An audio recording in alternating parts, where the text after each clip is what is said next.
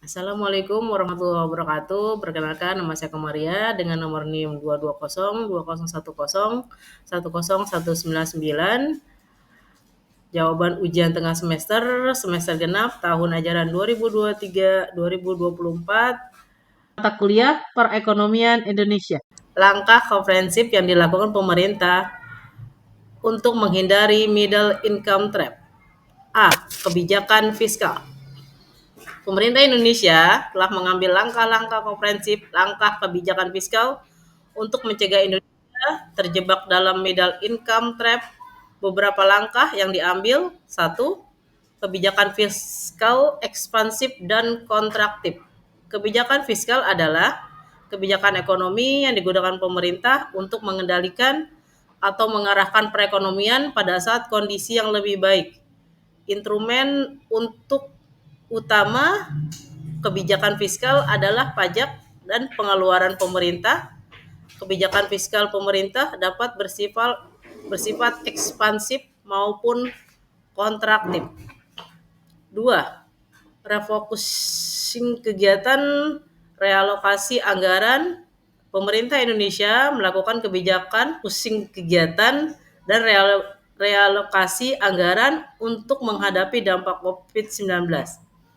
Presiden Republik Indonesia Joko Widodo menerbitkan Inpres nomor 4 tahun 2020 yang menginstruksikan seluruh menteri, pimpinan, gubernur, bupati, wali kota mempercepat refocusing kegiatan, realokasi anggaran, dan pengadaan barang jasa penanganan COVID-19. 3. Stimulus pajak dan insentif. Kemenko menerbitkan PMK nomor 23 tahun 2020 yang memberikan stimulus pajak untuk karyawan dan dunia usaha seperti pembebasan pajak, penghasilan impor dan pengurangan angsuran PPh pasal 25. 4. Pemulihan ekonomi nasional. Pemerintah memberikan kemudahan atau stimulus fiskal dan moneter sekaligus mengalokasikan dana APBN untuk pemulihan ekonomi sebesar 695,2 triliun. Pemda juga memahami struktur ekonomi daerah dan kebijakan APBD dapat disinergikan untuk mendorong percepatan pemulihan ekonomi di daerah. Yang kelima, reformasi struktural. Presiden Joko Widodo menyatakan tema kebijakan fiskal tahun 2022 adalah pemulihan ekonomi dan informasi struktural. Belanja negara dalam RAPBN 2022 direncanakan sebesar 2.708,7 triliun dengan fokus terhadap program prioritas dan berbasis hasil serta antisipatif terhadap kondisi ketidakpastian. B. Kebijakan moneter. Pemerintah Indonesia telah mengambil langkah-langkah komprehensif dalam kebijakan moneter untuk mencegah Indonesia terjebak dalam middle income trap. Beberapa langkah yang diambil termasuk: 1. Penguatan stabilitas mata uang. Pemerintah dapat fokus pada menjaga stabilitas nilai tukar mata uang agar tetap kompetitif. Hal ini dapat dilakukan melalui kebijakan moneter yang hati-hati seperti intervensi pasar jika diperlukan, serta menjaga inflasi tetap terkendali. 2. Peningkatan daya saing ekonomi. Langkah-langkah untuk meningkatkan daya saing ekonomi perlu diperketat. Ini bisa termasuk reformasi struktural untuk meningkatkan efisiensi pasar, menyederhanakan regulasi bisnis, dan memperbaiki iklim investasi. 3. Mengembangkan sektor industri dan inovasi. Pemerintah perlu mendorong pengembang sektor industri yang berbasis teknologi dan inovasi untuk meningkatkan nilai tambah ekonomi. Ini bisa dilakukan dengan memberikan insentif bagi riset dan pengembangan serta mendorong kolaborasi antara industri dan lembaga riset. 4. Meningkatkan kualitas sumber daya manusia. Investasi dalam pendidikan dan pelatihan menjadi kunci untuk meningkatkan produktivitas dan inovasi dalam jangka panjang.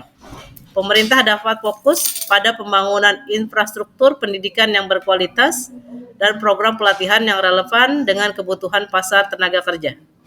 B. Kebijakan utang luar negeri. Untuk menghindari kondisi middle income trap, pemerintah Indonesia telah melakukan beberapa kebijakan terkait utang luar negeri. Beberapa aspek kebijakan tersebut meliputi yang pertama, porsi pinjaman jangka panjang.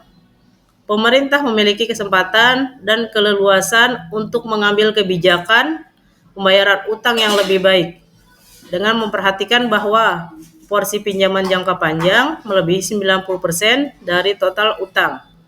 Hal ini sejalan dengan kebijakan pemerintah dalam membangun infrastruktur yang akan memberikan multiplier effects jangka menengah dan panjang. 2. Pengelolaan utang dengan prudent dan profesional. Pengelolaan utang selalu dilakukan secara prudent dan profesional dengan memperhatikan bahwa utang luar negeri harus dapat dilunasi ketika jatuh tempo dan mewujudkan pembangunan yang menumbuhkan ekonomi Indonesia. Pemerintah terus menjaga kebijakan fiskal dan defisit APBN sesuai aturan perundang-undangan.